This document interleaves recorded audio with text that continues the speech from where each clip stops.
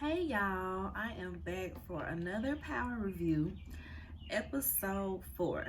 So this episode starts out where Effie is basically HBIC down at the factory. They getting the coffee orders together. And one of the dudes, big tiny, something tiny. He was a big nigga named Tiny. And they was ordering a coffee with 8 sugars, which is supposed to be 8 grams of drugs. But he was giving them an 8 ball, which is an eighth. So she like, stop shorting our custies. Custies. I had to run that custies. Okay. Stop shorting our custies. He like, all right, I got it, whatever. She sent him on deliveries while somebody else bagging up the cups. And then we see the delivery go to Weston Hold, and they just come, 4 sugars, yep, okay, yep. And you see Tariq with his little ghost moment standing at the top of the stairs. Just standing at the top of the stairs, just looking down like, yeah, this all me. I was like, it was definitely giving Ghost standing at the top of the club when it was popping and everybody in there and the magazines all over the place. Yeah, this me. This me. So we see that. Next we see Poppy taking Monet somewhere. He got her blindfolded and unblindfold her. And we see that it's a mural of Zeke and Monet. I know it's supposed to be her character, that she's so hard that she don't show no emotion, but it's giving Mary can't act, and she's like, oh, this is wonderful. Oh, look at my baby looking good. Just nothing, just flat, just all right, Mary, give us low energy. So next we see Whitman coming up. He being a pest per usual. I didn't realize I still had this little bird over here looking crazy. He being a pest per usual, and he was like, yeah, I'm gonna get you for Carrie. I know you killed Carrie and your baby daddy. And I was like, do everybody even know that Mecca is the baby daddy? I don't even think that everybody knew. I think Lorenzo, I thought Poppy figured it out maybe. And maybe, not Poppy, but Junior rather. I think Kane had figured out that Mecca was his stepdaddy once removed and then replaced, but I don't think anybody else knew. Y'all let me know if I'm tripping. So yeah, he was like, and your baby daddy. So I was trying to see if it was gonna be something coming up off of that. People being like, baby daddy, I thought he was just a drug dude, he your baby daddy, your ex, okay. I can't remember. But anyway, we see they say, Diana come up, she got some flowers. What are you doing here? She being all mean to her, and we supposed to be a family, and you ain't been no family since this, and get on out of here, little girl. Diana gone on off. They go into the bar, have a family meeting, and they talking about, what they talking about? Evelyn's sons, the 4Gs, Frank's sons, right? So we know that in the past season, Monet killed Frank because he got out of jail abruptly and randomly. So they were sitting around the table like, the only time somebody get out of jail like that is if they snitched. So you mean Uncle Frank a rat? And Evelyn confronted him about it, and he was in the bar. She took him out. Monet confronted him about it. Killed Frank. So Evelyn, she went over to the bar a little while later and was like, hey, we ain't been able to find Frank. You seen Frank? I know he came over here to talk to you. Basically like, dang girl, you killed my husband? Yeah girl, your husband was a rat. Essentially. Monet didn't outwardly say it. They just kind of left it up in the air like, oh no. Like, we wouldn't do that to family, but if people out here snitching, snitches get stitches. If I can remember correctly, that's about how that conversation went, and Evelyn just kind of hung her head like, he did snitch. And then Monet gave her the money and they went on about. So that's why it was symbolic when Evelyn came by and gave her the money, like genuinely caring. I'm giving you this money out of the niceness of my heart. You was giving me money because you killed my husband. And I mean, you would have done it if somebody else killed him anyway. But anywho, Frank and Evelyn think that we killed Frank. We can't have the 4 G's working for us. They might be plotting for revenge. Girl, we ain't got no options at this point. These drugs got to get gone, or Noma and her nameless right-hand man will kill us. So I think we got a better chance going up the 4 G's versus Noma and her men. So they're going to be working for us until further notice. If we spot some craziness, if we feel like they own one, we'll just cut ties and handle it like we need to. So that is what it is.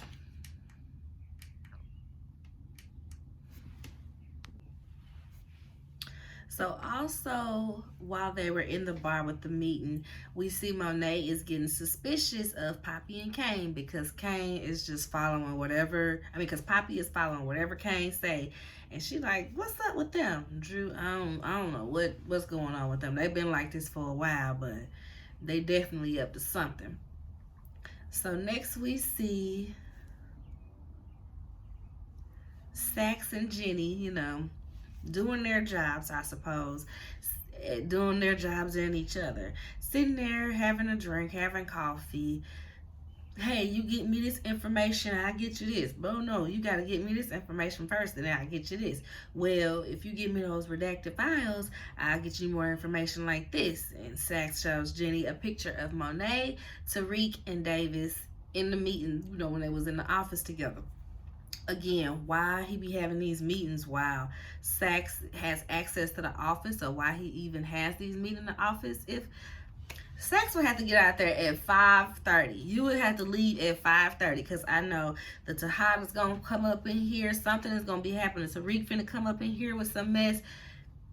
Saxe need a bedtime on the office, because these after-hour meetings, he shouldn't be able to lurk around. He shouldn't have 24 access to go through your drawer and go call Monet from the daggone burner. So this is why I just be looking at Davis like, how you trust this man so much when you know you took him from the ops?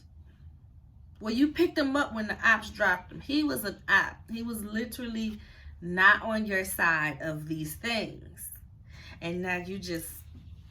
And he's screwing a lady who is still over there on the side of the law. So yeah, that's my problem with Davis. Like, he just... You too street smart and book smart for stuff like that. But anywho, Jenny is talking about how they need to pin Davis for that case, the Theo Rollins case that his brother went down for. He like, girl, that's not gonna stick. That's just gonna be some mess. We need to figure something else out. Then Blanca calls, so she's being all secretive with her phone. She walks off to get the phone, and her other phone rings. Her burner phone for Lauren rings. He picks it up, he sees it, takes a picture of the number. She comes on back, and he's like, oh, the government, provide you with your little hoe phones. She's like, well, it's for my informant. That is for a CI. That is, and even if it wasn't, I ain't dating nobody exclusive, including you. So you can't be checking up on what I'm doing. You worry about giving me that information, okay? So next we see the kids pull up at the warehouse. Tariq got the flashiest Porsche he can get. At first I was like, this is like too flashy, red flaggy. But then I'm like, he working at Weston Holdings now, and even if he is an intern, he can easily, source it back through there on why he got this crazy flashy car, right? I gotta pull up to the meetings looking like I can afford these meetings. They got me a car. Brayden and Lucas are gonna be like, sure, yeah. Lucas will want a favor for it, but easy. So, all right, get your Porsche. I went from a BMW, a black man walking. So next we see Effie and Kane. Effie just on her phone, not paying no attention. Kane comes snatch the phone and lets her know, yeah, I know that you killed Lauren because Brayden ain't been able to kill nobody else out of next to kill. Nobody else he was supposed to kill, from Sebastian to the Russian. So I figured he couldn't have killed Lauren, so it had to be you. She telling herself essentially, well, Rick couldn't do it because that was his girl. It was complicated for him. And Brayden ain't no killer. That he ain't even that type of guy. She telling herself. And then she go in there and gets mad at Brayden, thinking that, oh, you told Kane I did. He said, nah, girl, I held it down. He was pressing me, but I ain't say nothing. But anyway, she ends up just telling Kane, don't say nothing. He ain't gonna be able to understand. He ain't gonna forgive me. Reek is all the family I got, and I don't need him mad at me. Kane just like, all right, whatever. He's like, yeah, I know you did what you had to do for the team. This ain't no team. We ain't no team. I did what I had to do for me. It's just everybody else benefited. And I'm like, girl, y'all are very much literally a team. When the plug shows up, he talking to all of y'all. He dropped them drugs and them guns off to all of y'all. Y'all getting those same drugs to go distribute, to come back and pay the same person. It is the very literal definition of a team, my dear. But I get it. You ain't trying to be family team with him. He trying to get in a little closer on this. And I get that. So they met their quota with the drugs. He's like, yeah, I'm gonna, the wires sent yesterday don't take drugs. I know what a wire is. You peel something, you paste it. He'd be so real. It's like, that hurt. Everybody be ragging on Brayden because he just looks like the sore thumb that's just sticking out like, okay. So everybody take their little turn on him. So now that they met their drug quota, they got this little tiny pallet, and I'm like, all the drugs they had in their bed last month, what is in this pallet? Guns, baby. Guns, baby. I said, whoa, what we finna do with this? That's what they said. What we finna do with this? They gotta figure it out. So next we see this part hit me, right? Non-canonical studies class, right? The only class that we ever see anybody in, and it's everybody in the same class. We don't ever see nobody else going to another class, coming from another class, studying for another class. We only exist in non-canonical studies, okay? Cool. So we in non-canonical studies class with, Monica, Professor Monica, and we do life goals. We get some volunteers to stand up, pretty much all the characters in the class. Get them all to stand up. They write something down, write your life goal on a piece of paper, whether it's independence, freedom, wealth, whatever it is, write it down, success. And so they put it up on the wall across the room, and everybody's standing on a little platform, standing in a line, and they started saying out privileges and disadvantages. So who was raised in a two-parent household? Step forward. Most people step forward. All right, who had a parent that go to jail? Let's take a step back. Who parents left them, a truster? They started with money. Who parents got them as a beneficiary on any of their insurance and things like that? Whose family had to be on assistance? Who has financial assistance for class? And when it's finished, baby, Rick is up there with the white boys. Rick was in front of the white women, just a smidge behind the white boys. The only reason he was behind the white boys was because, was it the parent with the jail? I think it was the parent went to jail part, where that was basically his only step back. So Bruce Chandria is in the back. I think Diana is in the back Diana is a little bit ahead of them. Effie and Bruce Chandria are in the very back. I was like, once I kind of lined myself up with them, I was right there in between Bruce Chandria and Diana. I was just a smidgen above Bruce. So it was very eye-open to see, like, yeah, who started off with this and who didn't start off with it, but to really have the example of, I'm way back here and y'all up there. And he's like, so does that make my accomplishments any less important because my family, I come from a good family? And I guess that was when the Western sister was like, a good family? Are you kidding? Just because we come from wealth and, you know, good things don't mean our families are good people. Like, you tripping. We up here, but don't do that. So it was cool to, you know, see the dynamics. And Bruce Chandria, this is effed up. It's effed up. You know, she always got to be, you know, extra ghetto, neck rolly, and, you know, black girl. Extra black girl stereotype. So what's next? So they go outside, they leaving out the class, and Effie and Tariq are talking. Effie is talking about how she got an ego. She, you know, she got her number for grad school. That's why she asked him, because she said drugs. But she like, I'm out of this. Once I get my money, 50 grand a semester in robotics program for Stanford that she want to go to for grad school. She want to go to Cali, whole new place, whole new life outside of the drug dealing. She be in school now, yeah, but life in school, no drugs. These people don't know me. I ain't got to keep looking over my shoulder. And she like, that's what I want for me. And she's telling him, I got to tell you something. And he like, oh, you know, what you got to tell me? But he get a text message from Luke, from Brayden, that Lucas want him at the job immediately. So she like, whatever, I'll tell you later. Next we see Poppy goes to see Diana to pick up the money, and he give her some more drugs to sell, and she's upset. Now, on the one hand, I ain't got no meeting today.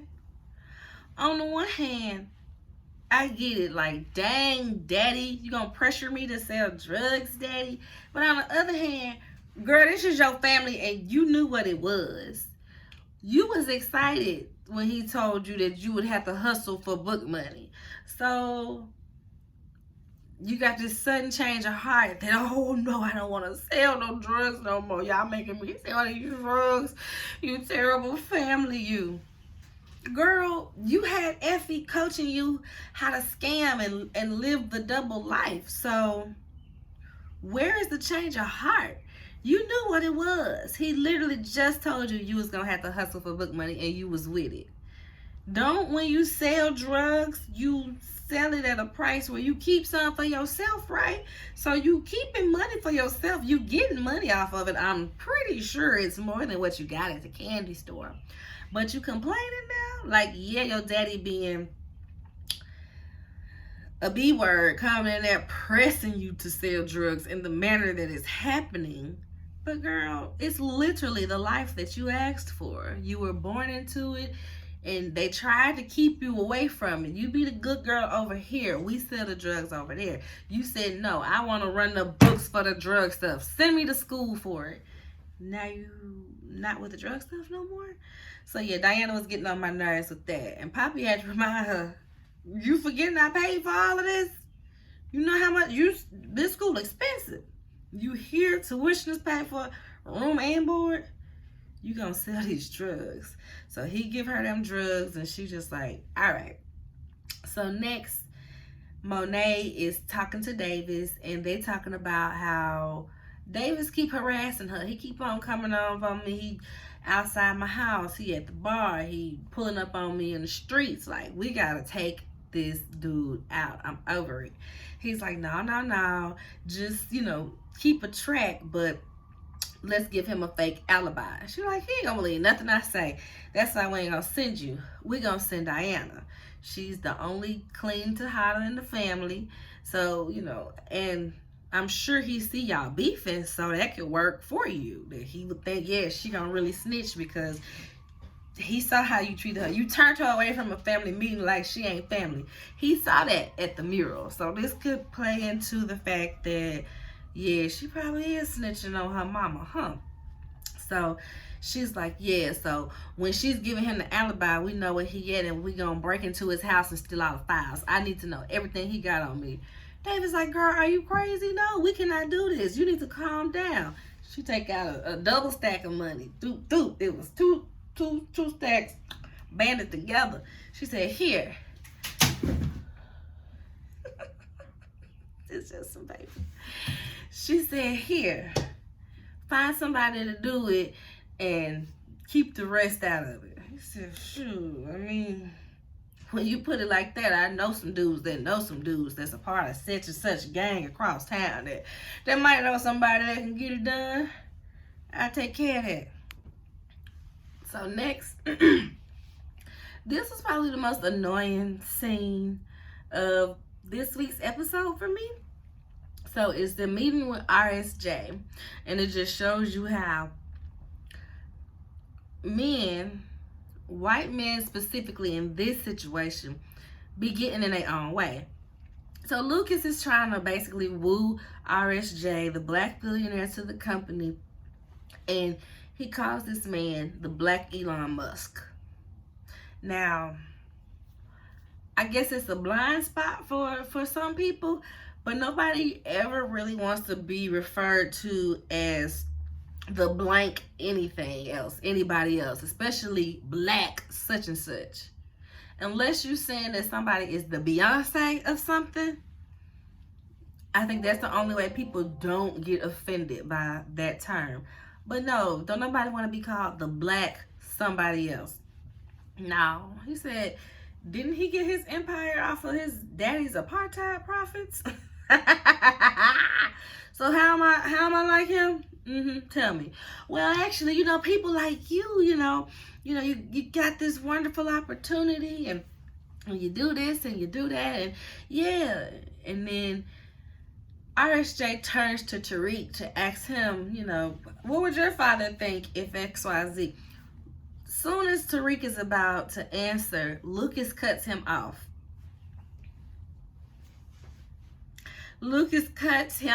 It's like he turned to this boy and asked him a question. It's not like Tariq just butted in while you was talking to suggest something. He asked him a question. You basically told him that whatever information he wants out of this boy is not valuable. So you're trying to woo me, a black client, but then as I tried to connect with the only black person in the room, you shut it down as if this black person is invaluable to you. I need people to focus on that part, because yeah, it's a common thing. Yeah, we expect it, but the wildness of him thinking that was okay, just for him to be mad at Tariq for not giving him information. We'll get there in a second. So RSJ, he shuts the question down, and RSJ is just like, yeah, okay, I'm not even trying to invest right now. I am focused on my real estate right now, so I'm gonna leave it to y'all. He turns to Tariq. My daddy only left me with good examples. I heard your daddy left you with an estate. Do something smart with it. So at this point, I'm like, ooh. Let's see what's going to come of this, and how long is it going to take us to come of this, right? Because that was definitely like a and Tariq couldn't even read it. He was just sitting there like, okay, all right. So RSJ leaves out, and Lucas is pissed. He's like, well, what is that? Why he didn't sign with us? He was like, well, dude, like, you treating him like he the talented 10th. And for those who don't know what the talented 10th is, it's the quote-unquote upper echelon of blacks. Those blacks that, attend all the schools and do this. Like how people will say the Black Ivy League. How I was saying nobody wants to really be the Black Ivy League. Like, I never really leaned into that. I know a lot of people did or do within the HBCUs to make a distinction. Like I said, even though I went to Spelman, it's just not that deep to me. It's truly not. It was our Founders Day the other day. We went out, had us a good little Spelman sister time. Morehouse guy came along, and I had actually met him previously, and it was at a podcasting event. He was like, oh, well, I didn't know you went to Spelman. I was like, yeah, I don't always lead with that. Like, if I was there for my podcast, I was talking about public health. I'm a whole epidemiologist. I'm sure I led with that. So yeah, he didn't want to be treated like that talented 10th. Like I'm the upper echelon and I worked hard so I can get here and I'm the special Negro. No, there's plenty of us. There's plenty of smart people. He did this commencement at Howard saying that it's a lot of blacks out here like me. They just need the opportunities that I had. They need to know these finance classes. They need to know how to get into these businesses and have these internships and opportunities. It's plenty of us out here. We just got to get hired and acknowledged. So Lucas is like, well, where is all of that insight? I mean, he could have gave that insight if you literally let him finish talking. And why would you not even... Do they not have a schedule? Like, is there not a schedule? Because I would feel like a meeting like RSJ would be on the calendars. He not just dropping into the office. You know what I mean? So if you got a meeting on your calendar and you got this token black in the office that needs to be there for that meeting, shouldn't he know when the meeting is? I guess Kiki must have quit because, well, Kiki wasn't for this anyway. Dang, did Kiki quit? Was that the last week? That can't be the last we saw Kiki. She gonna bust it open and quit? No, absolutely not. So I'm sure we'll see Kiki sometime soon. We better. So anyway, where was I? Yeah, where was all of this insight? Well, you know, Tariq basically said, you just got me here as a prop. I'm an intern. You didn't expect me to be contributing to this meeting. Basically, like, if you wanted me to contribute, you would have told me that when this meeting was and we would have had a discussion. He was like, yeah, you an intern, but it's your job to show me that you more than a prop if you really want to stay around. And I was like, he got a point there. There's plenty of interns. All of y'all ain't gonna get the job. So he did have a point there. So Tariq's sitting there thinking, all right. He goes outside, him and Braden. They walk from job to job, you know, the drug job to the Wall Street job. He's like, yeah, that's Uncle Lucas. Yeah, he's serious. He will fire you. He will fire you. So he's like, dang, so how we gonna handle this RSJ thing? I gotta dig up some dirt on him. He's a billionaire. What dirt do you think you're gonna find on this man that he wouldn't have scrubbed from the internet? He's a billionaire in high places with the whites. You don't think that they would scrub anything bad from this man's name? So that was such a street way of thinking. And that's why I'm like, I really want RSJ to mentor Tariq. Because even though Lucas is there as a businessman, he's still street-minded too. He ain't business savvy like we need for somebody to take Tariq from, you know, illegal to legit. And it seems like, you know, RSJ might be said dude. So, we're going to find some dirt on them. While they talking about this, they both get a text message. Their servers have overloaded. So many people are making so many orders so fast that their servers have overloaded. So, all right, I'll go take care of this. You go take care of that. Next, we see Monet goes to Diana room. I said her parents talking to her more when she at college than they was when she was right there in the house with her. So she like, yeah. Y'all only need me when it's a favor. Y'all only want me when y'all need me to do the favor. Okay, girl. You gonna let me in? You gonna let me in? Or I gotta stand outside. So she let her on in. She asked her for the favor. She tell her what it is. I need for you to give Whitman, you know, a fake alibi. You know, wow, what's going on? Well, he been on my neck for this Carrie Milgram murder, for this Carrie Milgram suicide. Well, did you do it? Girl, that don't matter. I just need for you to stick with the plan. Diana said, well, girl, it's always been family first for me, especially when I got Poppy out of jail. But ever since then, you just been slapping me around and da-da-da-da. And I'm like, I mean, true. You stole her money to do it, though. And she was about to run away with somebody else, though. So, even though you did her a favor, you ain't really do her no favors. So, anyway, Diana's gonna go along with the plan. Next, we see Drew and Gordo. They all cute. And they sitting on the couch, and Gordo is like, man, we can't be hooking up. We like play cousins. Drew like, we ain't real cousins. We ain't blood related. That play cousin stuff. Shoot, don't nobody acknowledge that for real. I can give you the. So no business and pleasure, which means maybe later, in a tempting in the heat of the moment type of deal, but not right now. No. So they talk about, well, I guess that's for the best. My family be saying that I be distracted by it. I be distracted by the D too. So all right. Well, I gotta get these guns off. I need for them to take me serious. Gordo was like, I made a major play for them to take me serious. So that's what you gotta do.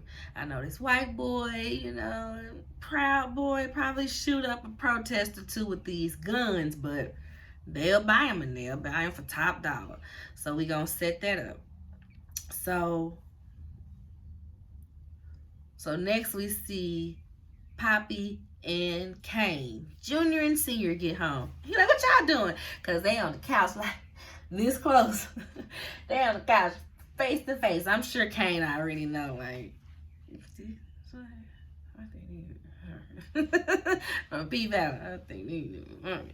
So Kane, I'm sure, has figured it out because from when they walked in the door, he was smiling, yeah. You see my tattoo? Yeah, it's me, baby. Yeah, it's me. So he like, no, we just talking business. I'm gonna get out of here. Bye, Uncle Lorenzo. Bye, Uncle Lorenzo. So Drew tell him to play. Yeah, he got these guys to sell these guns to, but they some racist white boys, so it might be a little difficult. Well, good thing we got a white boy, huh? We gonna get Brayden to do it. This how he gonna earn his stripes, since he can't kill nobody that needs to be killed in these streets. So next we get to my favorite character, basically, which is Councilman Tate. And I'll say morally, he makes the most sense because most of the other characters, they try so hard to be somebody they not, or I didn't turn my light back on. Be somebody they not, or they wanna just be so indignant about taking somebody down, sex, and you know what I mean? Tate is who he is, comfortably, like unapologetically. He ain't worried about the next man unless it can benefit him. Period. So I can appreciate that. So we see that Tariq had asked Tate to look up the information on RSJ. He said, boy, that nigga cleaner than Obama. That cracked me up. He was like, but he does like to play mind games with people. And he does like, test people and, see how they act and make them uncomfortable, see how they react in these situations. And then that's how he decided on who he gonna do business with. Tariq was like, I don't like that. He like to play games. Oh, no, my boy. It's not games. It's how businessmen conduct business. It's how you get that wealthy, okay? You need to learn something from him. The game is to be sold, not told, okay? Because he's like, well, what would he want from me? He a billionaire. The fact that he is giving you the time of day is something. He wants something from you. So it's your job to figure that out. I ain't got nothing to do with it. So next he's like, all right, cool. He was like, yeah, so I'm gonna send you my profile so that you can donate to the campaign, just a nice little campaign, just a nice little donation. Boy, I ain't finna donate none to you. Oh, okay, that's cool. I'll just make sure I make this meeting with my new friend Blanca Rodriguez. What?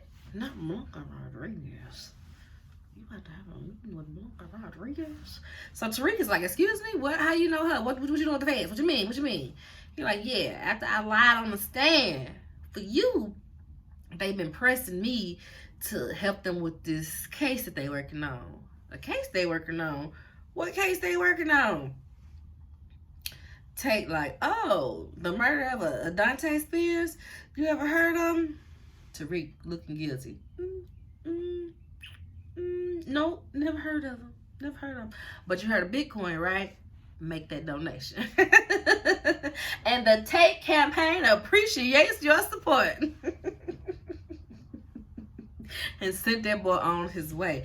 He said 5 bands. He said weekly or monthly? 5 bands, whatever it was. Yeah, you got the feds on my back. I don't lie for you before.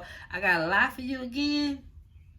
You already know how this go. Cause I sing, and you know how I sing. I don't care about that black bed. Here's the benefit. Find a way to make it make sense for me, or figure it out, young man. So that part. So next we see Jenny and Saxe are together again, and he's on to her. He just keep on being like, you be distracted. You got another man. Da, da, da. She ends up taking him to see Blanca. Like, oh, okay, I'm about to meet Blanca. I might as well show him this so he can think that's where I'm at. Good one, Jenny. That was a fast one. You smart. I like that. Because she knew that could get him off her case for a bit. And she can, sweep this Lauren thing under the rug. Because he getting hot on that. He gonna call that number eventually. But she don't know that he got that number from my phone. So Lauren's still blowing her. They don't agree on nothing. He's a piece of shit. He's a scumbag. I'm not letting him anywhere near this. He'll take this case down and now over my dead body. Blanca ain't with it. But Jenny knew that. She just needed the distraction. So Lauren is still blowing her up. She goes on home. Lauren is pissed. She's like, you left me here with no Wi-Fi and 2 cans of Spam. Lady, get that girl some food. You can get that girl, get some pizza or something. Go get some chicken wings, something you can warm up. Get that girl some TGI Friday dinners or something, girl. Get the girl some food in there. So she's like, this ain't right. I'm the one that's locked up when they tried to murder me. Why aren't they the ones locked up? Girl, it's complicated. You yourself said you was knocked out when your car got pushed in there. So we ain't got no evidence to take nobody down. And if we reveal that you still alive, they will come back for you, girl. So you might want to chill. And so she shows them all the pics. They're out here living their lives while you're in here bored to death with no family, dead. If you give me information, I can help you out. So she sees a picture of Effie and Reek together. So she starts singing, I hate them. I hate them. And she asks her about the roof. And she's like, yeah, I seen Diana on the roof. I seen this person on the roof. Never seen Kane on the roof. Okay, cool. But the thing I noticed, okay, so first of all, no, it's going to be Effie. Effie the only one that's running drugs off the roof, right? Because the boys is too hot on campus. So they don't even fool with campus at all. Campus is Effie's game. And she didn't know about the roof. So we gonna see what happens to my girl Effie. But prayers up for Effie, y'all. But the part that got me, right, it was a picture of Effie and Reek at school. Like, booed up in the hallway. We know good well none of them cops can step foot in that school and Reek be that calm and not paying attention to who's around him. So y'all know who it is, right? The person I said that need to die next. I thought that they would have died before Whitman, to be honest, but I guess they got to give his character a little more breath. He might die at the end of the season. Celine, the TA, the teacher's assistant that's booed up with Diana. I'm pretty sure he's the spy, because every time we see him, he is pressuring Diana. And I think that's the next scene, is he in bed with Diana. They kissing, and then they like, oh, well, actually, I need to study. Okay, cool. And so they end up getting a conversation, and he's like, yeah, I noticed you be with your brother a lot, and you be running errands with your daddy a lot. I'm just saying, you might need to distance yourself from your family. You might need to, you just might need to part ways with them. What? How you gonna tell this girl that you done known for 5 minutes that she needs to get away from her family? Unless you a spy and you finna take down her family and you wanna make sure that she don't get got with them. We see you, Celine. You are not slick. So, also we see Kane and Poppy, they arguing per usual. Nothing crazy there. So next we see Diana go talk to Whitman. And, here go the scheme set up by Todd to come to Whitman with the bull. And I'm here for it. So Diana's do this whole spiel. Yeah, I thought I needed to separate myself from my family, but it turns out I just need to cut my mom out of the family. She's the cancer. So basically, if we get her in jail, we can be living harmoniously. So that's why I'm snitching on my mama. Because he's, he kind of, suspicious, but he don't care. He just got such a hard on to take Monet down that he's just for whatever. So she's like, yeah, I know she got a separate set of books for the bar. And he's like, okay, money laundering, I can work with that. Well, she don't let me know we're near the house, so you gonna have to go get it. I know when everybody gonna be gone, I'll leave a key under the mat, okay? Okay, cool. Next we see they about to do the guns deal. And Brayden's all excited. Brayden all excited. Oh, it's nice to meet you. Lorenzo. Yeah, I'm a big fan, basically. And Lorenzo was like, pendejo. And he's like, yeah, I'm not real fluent, but I do know what pendejo means, so,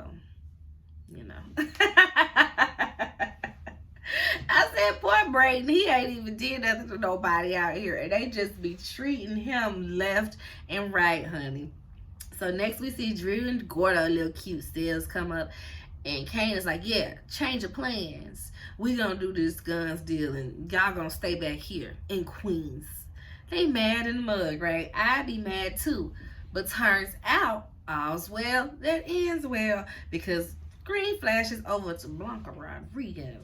Yeah, was it Blanca or was it Jenny? Who was it? I can't even remember at this point. One of them. I think it was Blanca. It's a CI.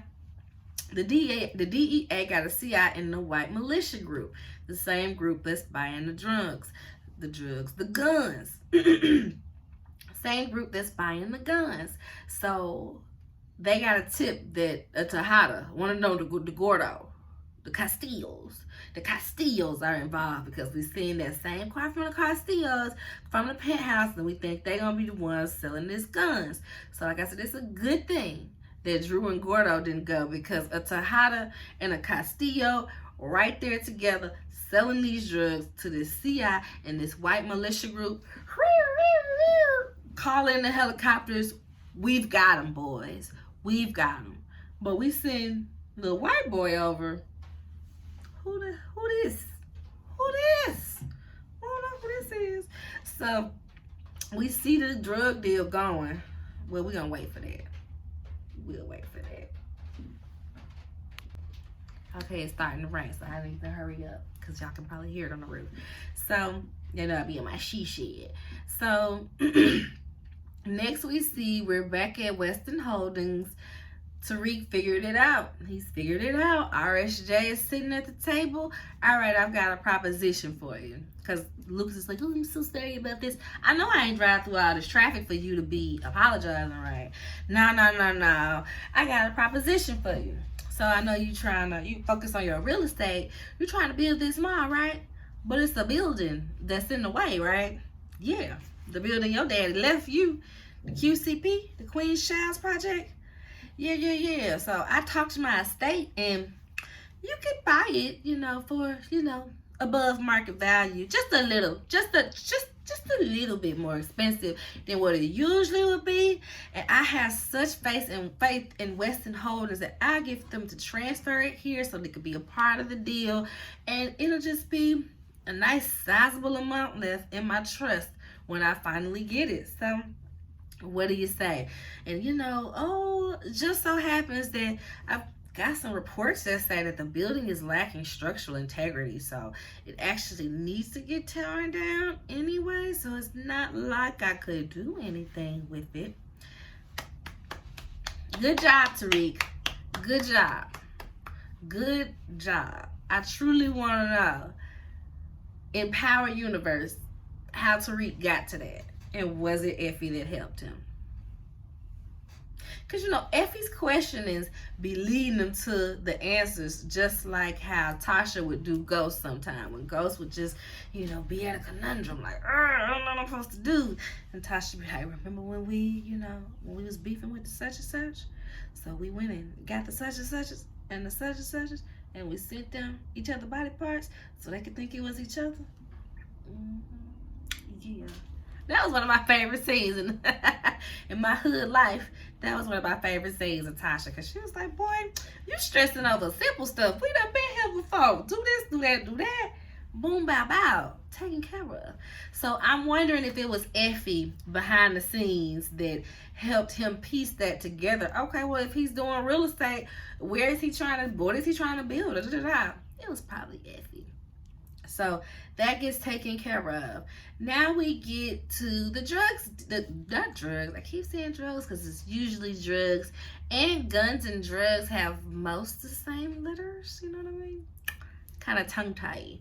So next we get to the guns. The white guy. We see who the CI is off rip, because he's just asking questions. So how do you know Gordo? These guns, whoa, these guns are steel. This price is steel. Are they hot? What about this? What about that? Is the sky really blue? What about that? Did you scratch the serial number off these? Have these guns murdered people already? My dude, are you gonna buy the guns or nah? Okay. So what you say your name was? I didn't. So my chiropractor said I can't lift nothing. Y'all get these guns out the truck. I'm gonna go on about my day. So they like, well, who is this? They on the side. They take a little picture of Brayden, send it on over to the people. Get the scoop on him. So next we see Brayden going to the motel, hotel, Holiday Inn, where Senior and Junior at to get him the money. He like, yeah, he all excited. Yeah, we did this, that, I got this money, so let's go ahead, count it. Kane like, boy, thank you, bye.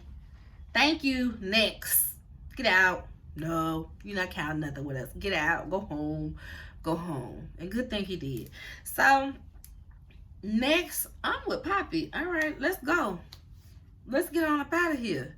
He like, nah, let's count the money first. Count the money? Brayden gone, so it ain't like you can confront them if they shorted you or anything. You don't really know where they at now to be saying, let me count the money here. It just didn't even make sense. It was just Kane. Like I said, I knew Kane would do something. I thought it was going to be him physically doing something that kind of made him be like, oh no. But it was just him being stupid, being in his whatever I say goes mode. So he like, nah, we need to count the monies first. Oh, one of the funny parts, when Brayden was leaving, Senior, I can't remember what he said to him, and he was like, oh, well, I see where Kane gets his manners from. Sorry. Sorry. So next we see, like I said, Kane counting the money, shootout. Hey. Boom, let me get him. That's all that was playing in my head when that scene happened. So the white guys, they outside. It's like a team of 5 of them. That's it, y'all. 1, 2, 3, 4, 5 of them. They don't know how many people in that room. All they know is they saw one person at the curtain and they saw the white boy drive off.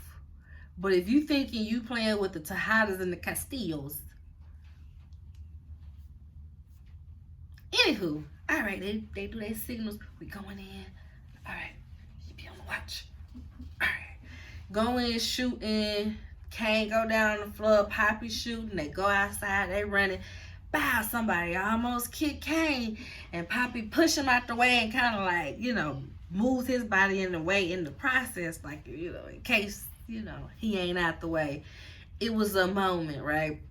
Next, we see a car coming up.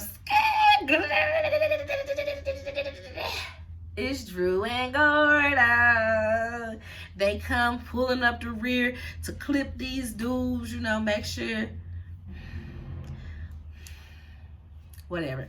They clip these dudes, make sure Poppy and Kane are safe, right? So Next, they see that, well, we see that they only shot one in the back. He didn't automatically, like, fall. Like, he didn't fall dead. They shot him, and he was like, oh, and you can hear him, like, grabbing on the gate, falling on the gate and all that. You see that he ain't die. Why does nobody go kill him? Why does nobody go kill him? Especially you, Gordo. Gordo later says that, yeah, one of them was left breathing. Gordo, this is what your family was saying. You took focused on having a good time with Drew, having a shootout with Drew, that you gonna leave somebody breathing that just tried to get y'all? This is why you need to be single and get off a grinder. Because you're not thinking. You're not thinking, Gordo. You saw that the man wasn't dead. At least they didn't even realize it like that. They was too caught up in the moment. But you saw it. But I mean, I guess, no, ain't no I guess. You saw it and you ain't say nothing. Even when you realize you was Grace, you should be like, oh, I'm Grace, but go make sure that nigga on the gate is dead, okay? I heard him grab the gate. He didn't fall. Yeah, make sure. So next, him and Drew tend to the graves. They have their little moment with their little, they kissing. They're like, I thought you said we weren't gonna do this. You want me to stop? No, not really. So I guess what they were too focused on as well is they're like, well, if everybody dead, that means the gun's still here. So let's just hurry up and get these guns. We can sell them again and double the profit off of them. Yeah, but y'all should make sure everybody was dead. So anywho, we see the Lorenzos in the car, Junior and Senior, and Kane is like, you know, you saved my life back there. Like, you pushed me from out the bullet. Like, you saved my life. And he's like, you know, you still my firstborn son. You still my boy. Even if we are beefing, even if you are acting like an a-hole right now. So he was just kind of like, okay. Well, you know, my bad. You know, your secret is safe with me. And Poppy about to cry. He like, oh snap. He ain't gonna get me killed by his mama. Okay, cool. So next we see the setup. We see Whitman breaking into the house. Diana, 911. A man just breaking into the house. Oh no, he's trying to charge me. Turn around. He's like, no, what are you doing? No. He turned around like he about to leave. And Monet standing there with the gun. He's like, is this really what's gonna happen? Yes, stupid. Yes, this is really what's about to happen. So Monet is like, tell Carrie I said what up. Pow. Diana is mad because she's like, dang, mama, you ain't say you was gonna kill him. Yeah, because I knew you would have punked out if I said we was gonna kill him. Now hit me. She like, girl, what? Yes, hit me to make it look like it was self-defense. He attacked me. I had to shoot him. She said, say less. Bop! Got Monet good too, all up in here. Got Monet good. So then, you know, we see the police there. They getting the gunpowder residue, testing Monet hands. You know how they gotta do. Check out the story and everything. Davis walks in. I can only imagine the trauma that you dealt with. Are you okay? And then as soon as he get in the corner, are you fucking insane? She like, he was in my house and, you know, self-defense. Davis like, you a bad bitch. Cause I mean, who finna argue that? He breaking into your house. Regardless of if he a cop or anything like that, like, she not finna go to jail right now. Now, if they do some digging and find out the history of things, then yeah, it might be a little fishy, but off the rip, he broke into your house, charged that you got the right to shoot. So next we see Effie's like, you signed RJ, you signed the RSJ, you signed the billionaire. He's like, yeah. So, you know, with the money I'm going to get in my trust for that and this, that, and the third, once I graduate from here, I get my trust, and I was thinking I could come out there to Stanford at Cali with you and we can both start over. Neither one of us got to sell no drugs with that new money I'm going to have from this deal. So what's up? I thought she was going to be like, whoa, buddy, whoa, at first. Because she was kind of like, and she's like, I like that. I like that. He's like, yeah, but what you want to talk about, you know? She like, Nothing. Take her clothes off. They get down to it. So next we see he in the bed sleep, and she picks up the phone, and she texting somebody, and she's texting him like, listen, I can't have you telling Reek what done happened. This my only family. He be holding me down. Like, you can't ruin this for me. He 10 toes down with me, and he not gonna be if he find out I killed his girl. So, no. So, Kane, you know, you can see he's still reeling in the emotions from his daddy. He like, yeah, people need somebody to hold them 10 toes down. I got you, girl. Your secret safe with me too, basically. He gonna keep Poppy's secret. He gonna keep Lauren's secret. So, of course, we flash to the crime scene, the shootout scene. Yeah, the CI is alive. He's in critical condition, but as soon as he wake up out that coma or whatever, I need to talk to him. I need the information, baby. So, we see that, what's this? Yeah, Monet is at the penthouse with the boys, of course, because the house is a crime scene right now. She's like, yeah, I'll be out of here as soon as they say the house ain't a crime scene no more. He's like, Ma, you can stay as long as you need to. But, like, basically tells her, don't be going rogue like that again. And I agree. She should have never did that with nobody else at the house with her. I get it, you know, whatever. But somebody should have been there. She should have at least told Rick. So that if anything happened, you know, she had a little backup, but whatever. So they sitting there talking about it. She got this folder from Davis, and she opens it up, and all you can see is some fingerprints, and she just like looking all crazy, but you can't see no information around it, right? She gets on the phone to call Davis. Did you read this folder that you gave to me? He's like, you know, I skimmed through it, but what's up? So you mean to tell me that my husband's fingerprints was at the crime scene of Zeke's murder? Is that what you're telling me? David's like, whoa, don't do nothing crazy out there. We just gotta handle this. And you see Monet with that bruised chin that Diana had to her with. And then that's how the episode goes off, y'all. So it's gonna be interesting to see how Monet reacts when she knows, like when after this, with that confirmation, he already been acting suspicious. You see Kane been acting suspicious. You can put A, B, C, D together and see this is what's going on.